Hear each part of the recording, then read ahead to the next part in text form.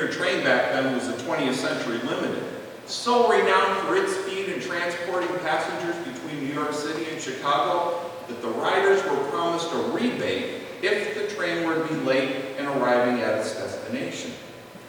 Well, my signal tower duties sometimes involve sidelining one train in order to clear the tracks for an oncoming train to pass safely. When faced with the 20th Century Limiteds heading full steam for Chicago and a long, slow troop train full of soldiers heading for New York City to ship out for duty in Europe, why I patriotically sidelined the Limited to allow passage for the troops, making the Limited late. Well, I left soon after. Or was I fired? You know, I also worked at Welch's and Ajax, but through it all, I had continued experiments with photographic and developing processes.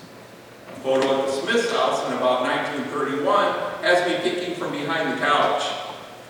You know, I took a similar stance in the 50s on Portage Street, where we were a favorite Halloween stop, perhaps because of the popcorn balls. You know, we gave out 350 one year. Thinking that I would join in the fun and the trick-or-treaters, I grabbed a monster mask, got down on the floor, and popped my head around the door as it opened.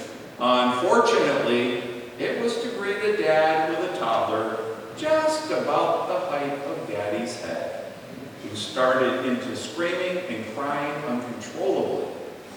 Well, the child was comforted by the dad, who in turn was comforted by an invitation to sit in the living room for a while and have a whiskey. At some point during World War II, following the Central debacle, I opened my own photographic studio on the second floor of 1 Main Street. Although the studio and darkroom were in the rear of the building, the wide hallway with the tall windows overlooking the park and the intersection of Main and Portage Streets provided superior views of the Memorial Day and July 4th parades. Rather than being painted and having new drywall put in, the dark room's wall just simply became a collage of the pictures I had developed. And thus began my Westfield legacy, photography. For my teens, I worked methodically to hone my craft, experimenting with lighting and camera exposures, varying methods of negative exposures and processing techniques. You know, I was a perfectionist when it came to my work. I sometimes worked in series, just trying to capture the right mood and results. You know, customers were often anxious having portraits taken, and I sometimes had to go to great lengths to put them at ease. Like when Wilma Riedesel came in to have photos taken for her announcement in the Republican of her engagement to Ed Benjamin, she was quite nervous. At the time, Lily's hair was short, but she brought along the wig her mother had given her for times when she might want a longer do. So on the pretext of testing the lighting, I donned Lily's wig, sat in front of the camera, and snapped a picture. She said it did make her laugh, although I don't know that she felt any less nervous. And at any rate, the picture she chose for the newspaper was one without the wig. You know, Christmas time was a wild scramble. Christmas cards had already been delivered earlier, but orders for house photos and pet pictures or family portraits intended as gifts were often coming off the print dryer and being framed in the wee hours of Christmas morning, then delivered to the customer's house or farm and left tucked behind storm doors or some other location out of the weather. Exhausting. Why, on one occasion, I arrived back at the shop around 3 a.m. to pick up some drying prints and assemble some more orders when I encountered Bill Stearns heading over to the department store. Bill reported that he was there to pick up a bicycle that had been ordered as a present for one of the kids and delivered to the store so the gift could be a surprise. You know, I said I'd been so swamped with work that I hadn't even had time to do any Christmas shopping at all. Well, you know what? Bill invited me in, and while assembling and loading the bike, gave me the run of the store. The selections were then tallied and filed for billing later, and that was the year we all got clothes for Christmas.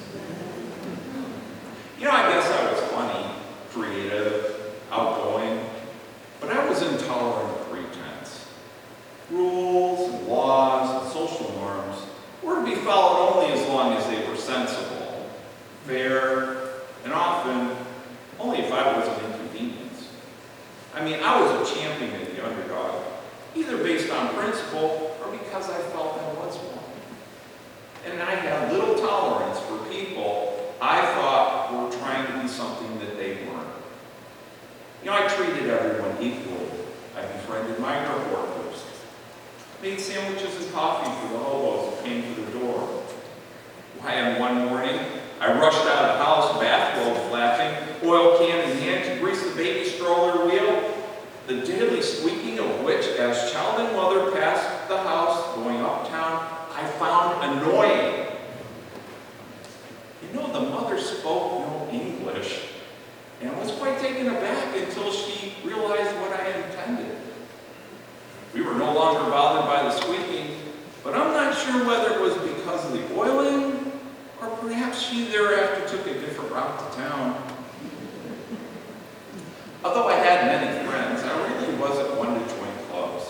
Oh yeah, I would belong to the Moose as everyone else, and was also a member of the Masons. You know, I had a large collection of 78 RPMs, mostly ragtime, early jazz, and the big bands. Although I did love string quartets and symphonies as well. Why, when the big bands came by train to play at Ceylon or Chautauqua or elsewhere nearby, I'd be there to meet the train, sometimes well after midnight, just to chat with the players. It was music that led to my abortive attempt to integrate the Moose Club. You know, I've been frequenting the Portage Inn when Billy Branson, a noted African-American pianist from Pittsburgh, was scheduled to play. And we became friendly enough that Billy would come to the house for supper when he was in town. So I invited Billy to join me for a drink at the Moose Club. But bound by the rules of the club, the bartender refused to serve Billy, at which point I made a huge fuss, tore up my membership card, and quit in high dudgeon. Perhaps my favorite challenger for chess was Don Peacock, whom I called Chester, or Old Pete. You know, my cenotaph at Westfield Cemetery is adjacent to the Peacock plot. I wander over now and again to see if Old Pete wants a lead. Moving to spirit has given me the time to do the things I love and truly focus on photography. Get it?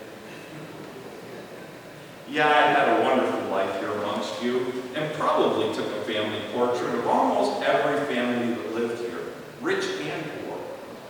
I hear the Patterson Library still has quite a collection of my work. Go take a look. I've enjoyed our talk. Listen, don't be afraid of the move to spirit. It is wonderful. Sort of like looking at the universe through a high-quality lens with an expensive camera. But enjoy your time here, though.